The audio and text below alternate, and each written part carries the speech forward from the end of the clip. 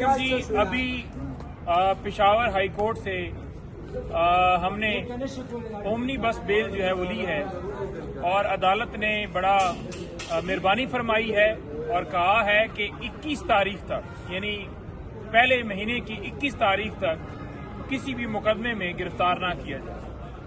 دیکھیں ہم نے عدالت سے رجوع کیا ہے، رجوع کرنے کی وجہ یہ ہے کہ پاکستان میں کوئی ایسی دفعہ نہیں ہے جو ہمارے اوپر نہیں لگائی گئی اور مقدمات نہیں بنائے گئے۔ مختلف شہروں کے اندر مقدمات درج ہیں اور ریکارڈ کا پتہ نہیں ہے کہ کس جگہ پر کتنی ایف آئی آرز کس تھانے کے اندر درج ہیں۔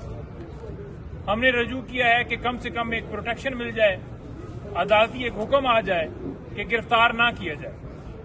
تو معزز عدالت نے حکم فرمایا ہے۔ حکم لینے کا مقصد یہ تھا تاکہ متعلقہ مختلف جو ہائی کورٹس ہیں ان سے رجوع کیا جائے اور جتنی آپ کے اوپر ایف آئی آرز درج ہوئی ہیں ان کی تفصیلات لی جائیں۔ تو عدالت نے ایک مناسب ٹائم دیا ہے۔ اب اس درمیان مختلف ہائی کورٹس کے چکر لگائیں گے۔ آپ یہ دیکھ لیں کہ اگر آپ پاکستان میں وکیل ہیں، ڈاکٹر ہیں، انجینئر ہیں، سیاستدان ہیں، آپ کوئی کسی جماعت کے کارکن ہیں، سوشل میڈیا ٹیم کا حصہ ہیں یا ویسے ایک آزاد کوئی بھی آپ کام نہیں کرتے، گھر میں بیٹھے ہوئے ہیں، تو آپ کے اوپر مقدمات جو ہیں وہ بن جاتے ہیں۔ اور یہی وجہ ہے کہ ہمارے ملک کے اندر قانون کی بالادستی نہیں ہے۔ جب تک ہمارے ملک کے اندر قانون کی بالادستی نہیں ہوگی ہمارے ملک میں کبھی بھی استحکام نہیں آ سکتا۔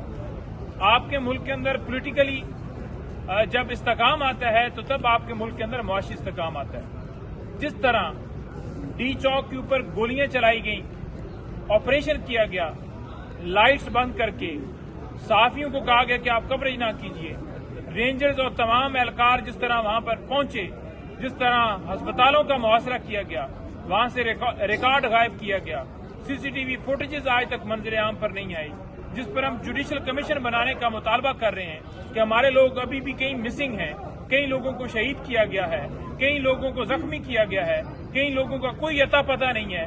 کمیشن بنائیں، پتہ چلے کہ قصوروار کون کون اور کس کس نے کیا کیا کردار ادا کیا ہے اور ان لوگوں کو سزا ملے۔ اور اس کے اوپر کہا جاتا ہے کہ نہ 9 مئی پہ نہ 26 پہ کمیشن بنایا جا سکتا ہے، تو پھر کس چیز پر کمیشن بنانا ہے؟ پھر یہ کمیشن کس چیز کے لیے ہوتا ہے؟ یہ عدالتیں کس چیز کے لیے ہوتی ہیں؟ یہ سسٹم، یہ کانسٹیٹیوشن اگر لوگوں کے بنیادی حقوق نہیں دے سکتا تو پھر کیا آپ نے کرنا ہے؟ وہ رچرڈ کے بات کے اوپر بڑا کرٹیسزم کیا جاتا ہے۔ دیکھیں ہمارا بڑا واضح موقف ہے، ہم کسی قسم کی اندرونی مداخلت جو ہے اس کو پسند نہیں کرتے، لیکن بنیادی جو حقوق ہیں ان کو کسی کو بھی سلب کرنے کا ہم حق نہیں دیتے۔ اگر وہ بنیادی حقوق کے اوپر رچرڈ بات کرتا ہے یا دنیا کا کوئی شخص بات کرتا ہے تو کیا کوئی گناہ ہے؟ تو اس کو ہم بالکل کہتے ہیں کہ کوئی اس میں گناہ نہیں ہے۔ اور یہ پراپیگنڈے انشاءاللہ تعالی عمران خان صاحب عوام کی طاقت سے آئیں گے۔ سب کو پتہ ہے کہ جھوٹے کیسز ہیں اور آج بھی عمران خان نہیں کہہ رہا کہ مجھے کسی جگہ پر شفٹ کرو، ادھر بھجواؤ یا ادھر بھجواؤ۔ عمران خان ڈٹ کے کھڑا ہے، انشاءاللہ عوام کی طاقت سے آئے گا اور عوام اس کے ساتھ کھڑی ہے، بالکل بھی نہیں بھاگنے والے، پیچھے ہٹنے والے۔ پاکستان زندہ باد، عمران خان زندہ باد۔